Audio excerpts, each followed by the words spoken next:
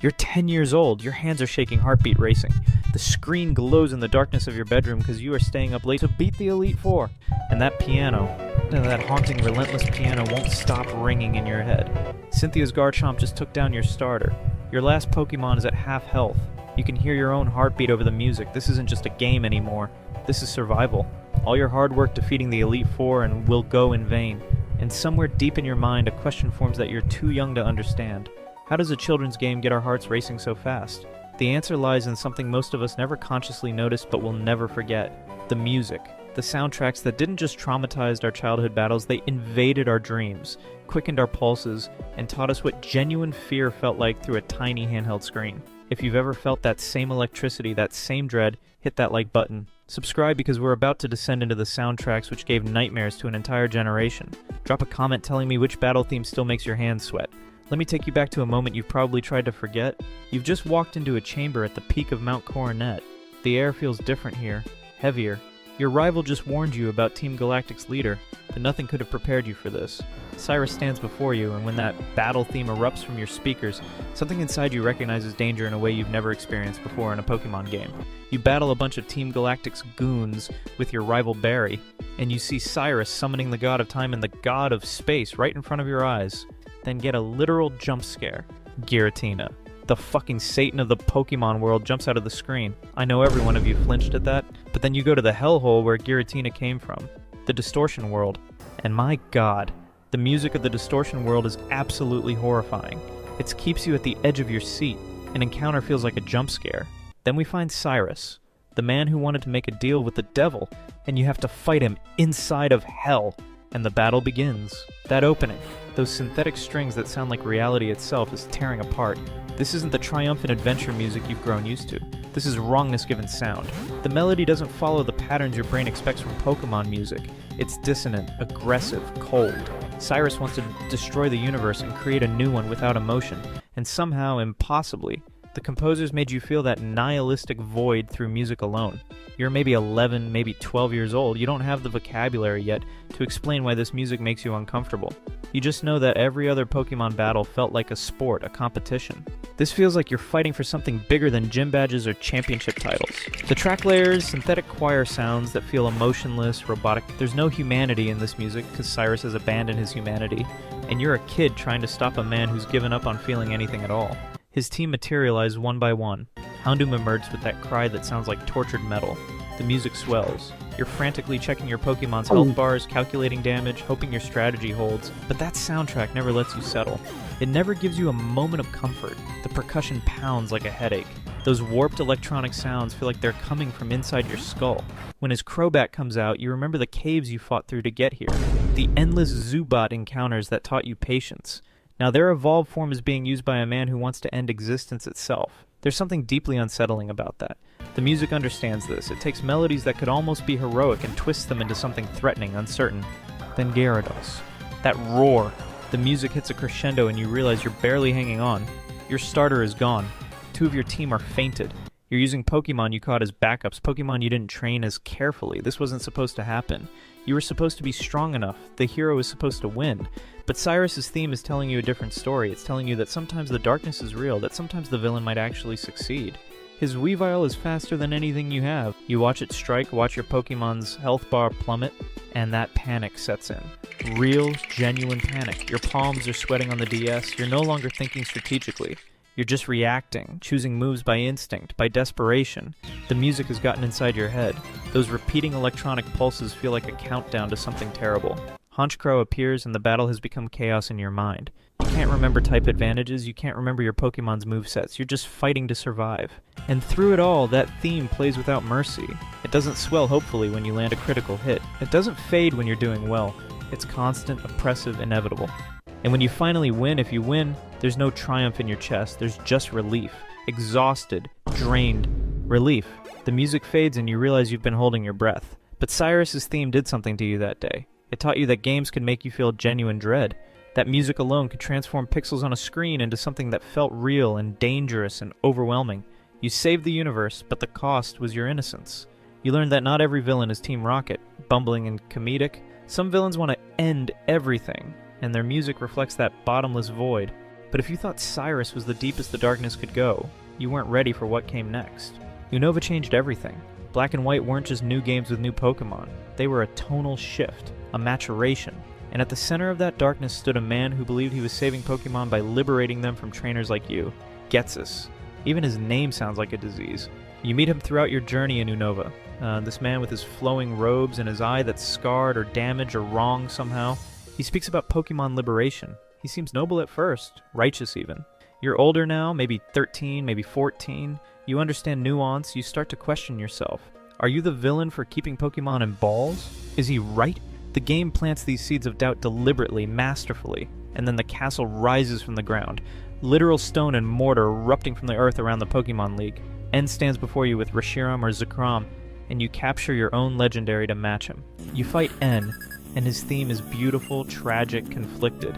He's not evil, he's been manipulated. You beat him and feel sorry for him, not triumphant. And then Ghetsis appears, the man behind everything, the puppet master. And when his battle theme begins, you understand immediately that every assumption you made was wrong.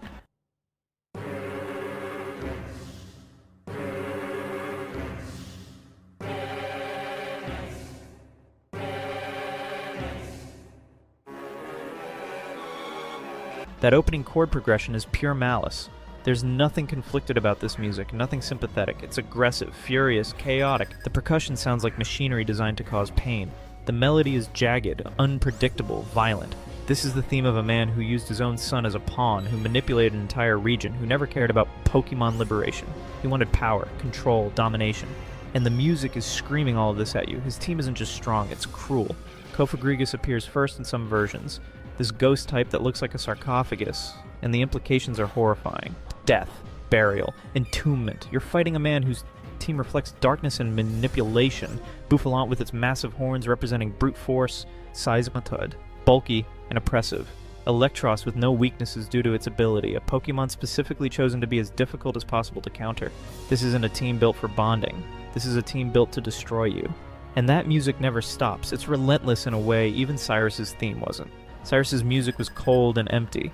Ghetsis' music is hot with rage. It's personal. He's not trying to end the world out of philosophical nihilism. He's trying to rule it out of narcissistic hunger. Every instrument in this track sounds angry. The strings are stabbing, the percussion is pounding, the electronic elements screech and wail. You're barely into the battle and your heart rate is already spiked. You're older now. You've played Pokemon games for years. You know tight matchups, you know strategy. But your hands are still shaking. Because this music is telling you something your conscious mind hasn't accepted yet. This man is genuinely dangerous. Not Saturday morning cartoon dangerous. Actually deeply psychologically dangerous. His Hydreigon emerges and everything gets worse. This three-headed dragon with eyes that glow red. This Pokemon that represents tyranny and destructive power. This monster that's part dark type. Literally embodying darkness itself. In Black and White, Hydreigon was relatively new. You might not have encountered one yet. You don't know its moveset. You don't know how bulky it is. And when it attacks, when you see the damage it deals, panic sets in. Real tactical panic. You start going through your team in your head. Who can survive a hit? Who's fast enough to move first? Who has the right coverage moves? And through all of this desperate calculation, that soundtrack is drilling into your skull. The music is so aggressive that it's affecting your ability to think clearly. You make mistakes, you choose the wrong move. You watch your Pokemon faint and the music doesn't care. It just keeps hammering at you. Wave after wave of sonic assault. Ghetsis' other Pokemon rotate depending on the version. Seismitoad in one, Bouffalant in another. But they all serve the same purpose. To wear you down. To make you use your items. To force you into desperate positions. And every time you think you're gaining ground, every time you knock out one of his Pokemon, another appears. And the music reminds you that this isn't over. You haven't won. You're still in danger. When you finally beat him, if you beat him on your first try, which so many of us didn't, there's this moment of silence. The music cuts out, your ears are ringing from the adrenaline, your hands ache from gripping the DS too tightly, and you realize you were hunched over the screen, your face inches from the display, your whole body tense like you were actually in physical danger. That's what Ghetsis' theme did. It convinced your lizard brain that you were in a life or a death situation, that the man on the other side of this battle wanted to hurt you, specifically you, personally. And then years later, when Black 2 and White 2 came out, we had to face him again. But this time, he'd lost everything. His plan failed. And abandoned him, Team Plasma splintered. And the man we fight in the post-game of those sequels is broken, shattered, desperate. His Black 2 and White 2 battle theme is somehow even more disturbing than the original. It takes the aggression of the first theme and adds desperation to it. The music sounds unstable, like it might collapse in on itself. There are these high-pitched elements that feel like screaming. The percussion is frantic now, not just aggressive, but panicked. This is the theme of a man who's lost his mind, who has nothing left but hate. His team has changed slightly. Drapion appears in his lineup, this poison and dark type that looks like a nightmarish scorpion. Toxicroak in some versions, another poison type, because Ghetsis' strategy now includes slowly poisoning you, wearing you down not just with brute force, but with status conditions that eat away at your health. It's psychological warfare translated into game mechanics. He still has High Dragon. Of course he still has High Dragon. But facing it the second time is worse, because now you know what it can do. You know how dangerous it is. The first time might have been ignorance, this time is full awareness. You walk into this battle knowing what's coming, and your hands start shaking before the first Pokemon even appears. That's the power of these soundtracks. They create physical responses. They trigger your fight or flight reflex through nothing but sound. You're sitting safely in your room, in your house, playing a children's game on a handheld console, but your body is responding like you're in actual danger, and the composers knew this. They knew exactly what they were doing. They knew that music bypasses your logical brain and speaks directly to your emotional core. They weaponized that knowledge. But even Ghetsis, with all his fury and madness, wasn't the musical moment that defined a generation's nightmares. That honor belongs to someone else. Someone who appears calm, who smiles, who congratulates you on making it so far. Cynthia stands at the end of the Pokemon League in Sinnoh, the final challenge, the champion. You've beaten the Elite Four, you're tired, your team is damaged, you've used items, you're not at full strength, and then that piano starts. Those opening notes of Cynthia's champion theme are deceiving. They sound almost elegant at first, almost civilized, and then the full track kicks in. The percussion hits like a hammer. What you listening to, son? I don't think you like it. Well, why not? I like this new generation of music.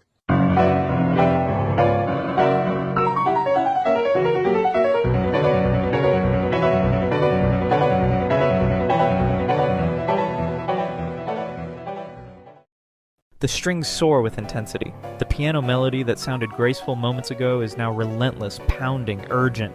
This is the theme that taught a generation what a true final boss feels like. Cynthia doesn't monologue.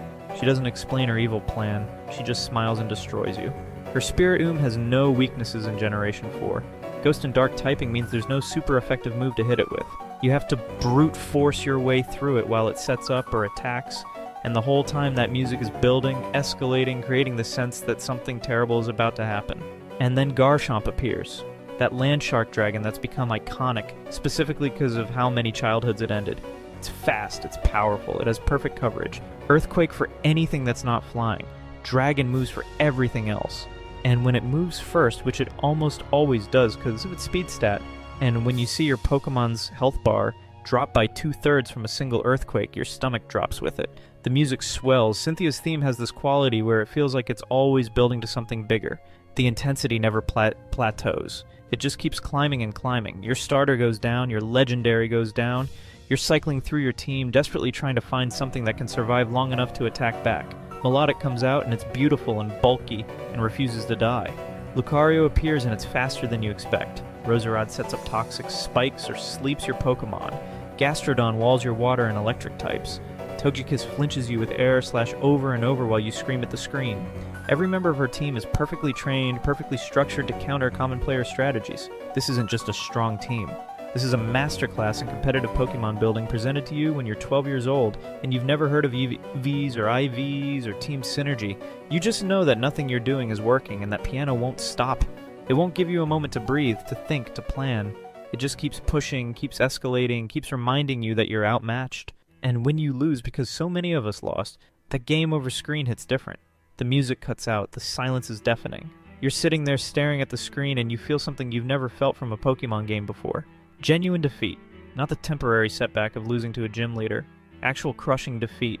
You fought your way through an entire region, you beat Team Galactic, you caught legendary Pokemon, you conquered the Elite Four, and then one woman with a piano-backed battle theme ended you. The walk of shame back through the Elite Four to challenge her again is torture. You have to fight 4 more battles just to get another chance. And the whole time you're planning, adjusting your team, catching new Pokemon, grinding levels, you're preparing for war. Because that music changed you. It made you understand that this wasn't just a game anymore. This was personal. When you fight her the second time, the theme hits different. You know it now, you've heard it in your sleep. And when those opening piano notes play, you're not scared anymore. You're determined. Angry, even. Your team is stronger. Your strategy is better. You've taught your Pokemon ice moves specifically to counter Garchomp. You've trained up a Steel type to resist Spiritomb. You've done everything right. And it's still hard. It's still a fight that pushes you to your limits. Because Cynthia's theme isn't just difficulty, it's the perfect marriage of musical composition and game design. The music makes the battle feel more intense than it statistically is.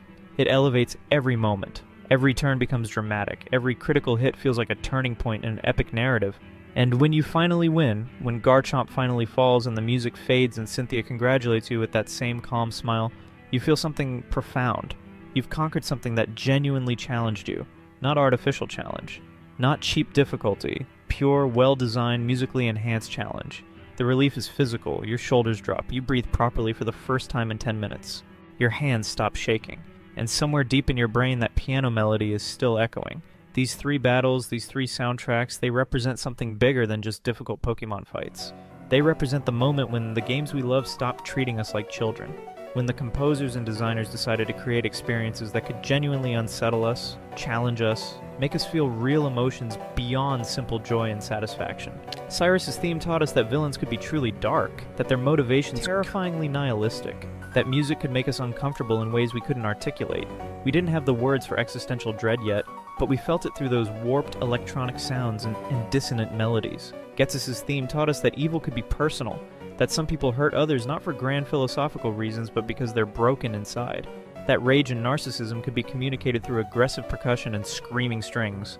We learned that monsters aren't always obviously monstrous. Sometimes they hide behind righteous causes. And Cynthia's theme taught us that not every challenge comes with malice, that sometimes the greatest obstacles are simply people who are better than us, who have mastered their craft, who push us to become stronger ourselves. That piano didn't mock us. It celebrated the battle. It made our struggle feel important, epic, worthy of this incredible musical accompaniment. Looking back now, as adults, we can analyze these soundtracks technically. We can talk about the use of leitmotifs, the harmonic progressions, the orchestration choices.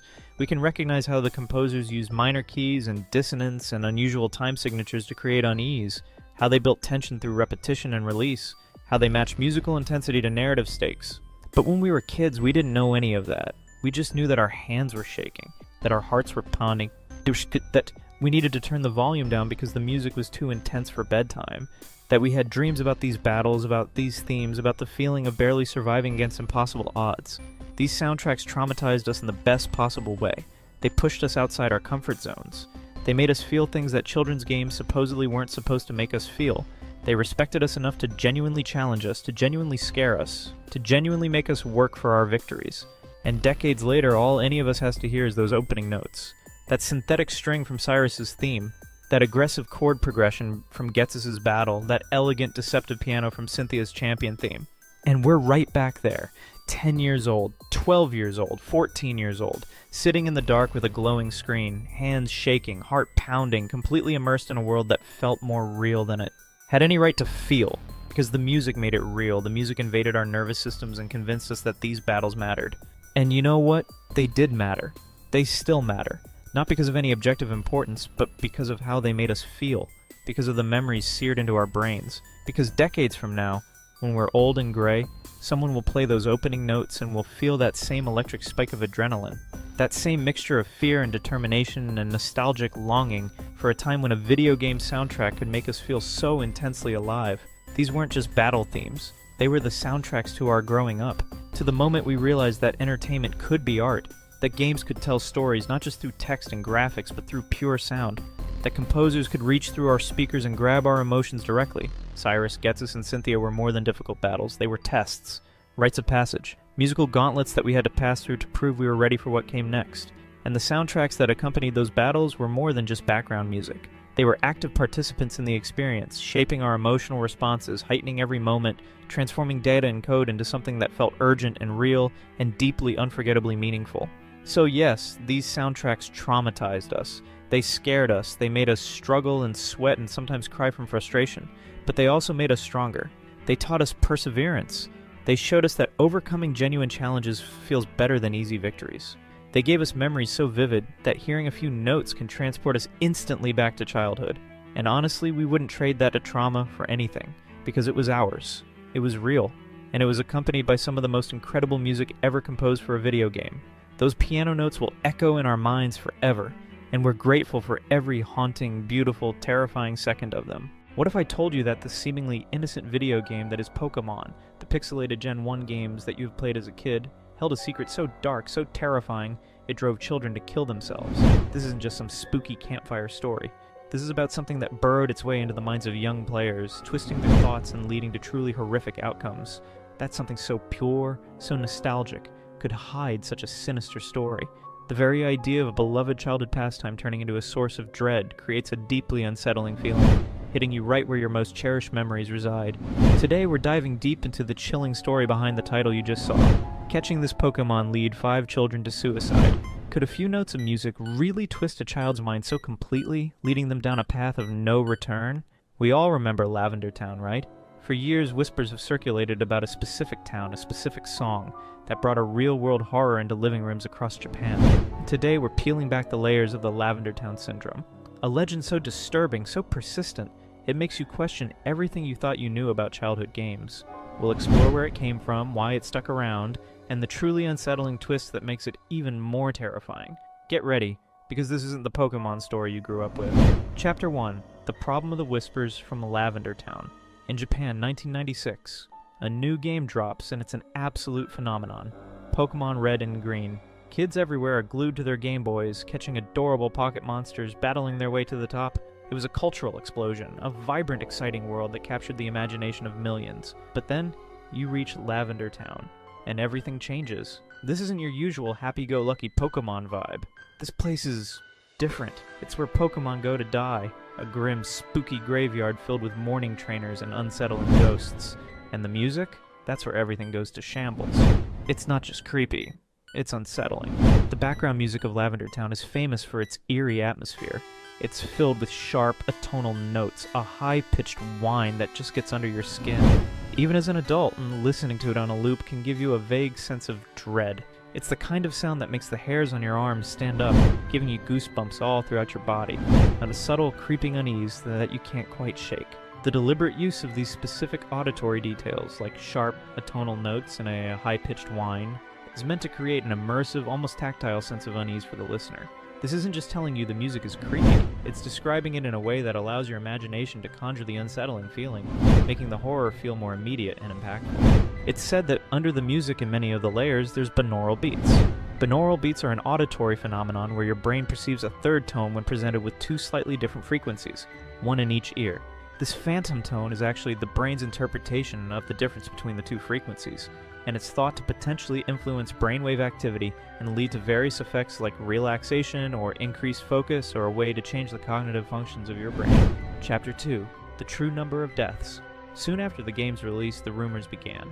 Not about Pokémon battles, but about something far more dark. Reports started trickling in, flowing all throughout Japan. Children, mostly in Japan, were reportedly suffering from terrible headaches, nosebleeds, even becoming super angry or having panic attacks. And then, the most horrifying part? Suicides. The rumor claimed hundreds of Japanese children, over 100, even up to 200, took their own lives in the spring of 1996, all linked to that one curse tune. It was a terrifying claim, painting a picture of widespread, unimaginable tragedy. I remember playing Red and Blue, and yeah, Lavender Town always felt really off. Honestly speaking, the pixelated graphics of Gen 1 always kinda scared me a little, so I never got to finish the entire game. I didn't know about any syndrome back then, but that music, it made me want to get out of there fast. I would always go to the Pokemon Center when I had to switch my Pokemons around. I didn't want to hear that scary tune. Imagine being a kid, headphones on, totally immersed, and this sound starts messing with your head. You wouldn't even know why you felt so wrong, just that you had to make it stop. And for some, the tale says they couldn't. The initial grand claims of hundreds or 200 child suicides were designed to shock and create a massive impact. However, such large, round numbers, while horrifying, can sometimes feel too exaggerated, almost unbelievable, making the legend seem like a fantasy rather than genuinely plausible. This initial overstatement, though effective for immediate shock, actually sets up a fascinating dynamic for how urban legends evolve to become more subtly terrifying later on. But as with all good ghost stories, if you look closely enough, the seams start to show. The more people dug, the more questions popped up. No official reports, no widespread media panic at the time, nothing that truly backed up these horrific claims of hundreds of deaths. Turns out the Lavender Town Syndrome was, in fact, a carefully crafted urban legend, a creepypasta born online in the 2010s, not a real event from the 90s. The hundreds of children, or 200 suicides. That was part of the story. It was designed to hit you hard, to make you gasp.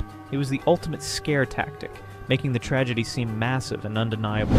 The bigger the number, the bigger the fear, right?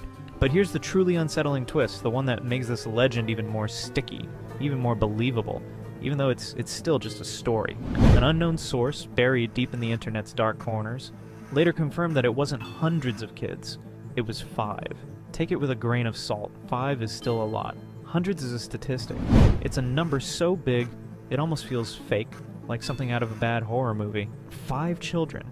That's specific. That's personal. That's a small group. A tragic incident that feels real. It makes the legend feel less like a wild tale and more like a hushed, terrible secret that could have happened, even if it didn't. This subtle shift from a grand, unbelievable number to a precise, smaller figure represents a sophisticated evolution in the legend's ability to terrify. It taps into a human psychological tendency. A smaller, more specific tragedy feels more authentic and easier to imagine as a hidden truth, making the legend itself far more potent and insidious than its initial exaggerated version. Even with this more believable number, it's still a legend. But it's a legend that learned how to truly terrify. It evolved, just like a virus, to become more potent, more insidious. The narrative choice to unveil this mystery and present a more believable number provides a powerful payoff for the anticipation that built throughout the story. Chapter 2, How it became popular. So how did this terrifying tale go from Japan to becoming a global phenomenon? The answer is the internet, specifically the wild, untamed early 2010s internet, and places like 4chan. This is where the Lavender Town Syndrome truly became a creepypasta, a horror story, often short and disturbing that spreads like wildfire online, designed to make you wonder if it's real. Think of it like a digital game of telephone, but instead of words getting twisted, the fear just gets amplified. And boy, did people want to believe this one. The storytellers were good. They added layers of chilling detail, claims of binaural beats and high-pitched tones only kids could hear, messing with their brains and causing headaches and erratic behavior. It sounded scientific, right? Like a hidden frequency, a secret weapon targeting innocent minds. They even photoshopped creepy images into the music's sound waves. Ghosts, the Pokemon unknown, spelling out "Leave Now." It was all designed to make you feel like you were uncovering a hidden truth, a secret conspiracy. There were even claims that Nintendo quietly recalled the original games, secretly changing the music for international releases. A classic, they don't want you to know conspiracy.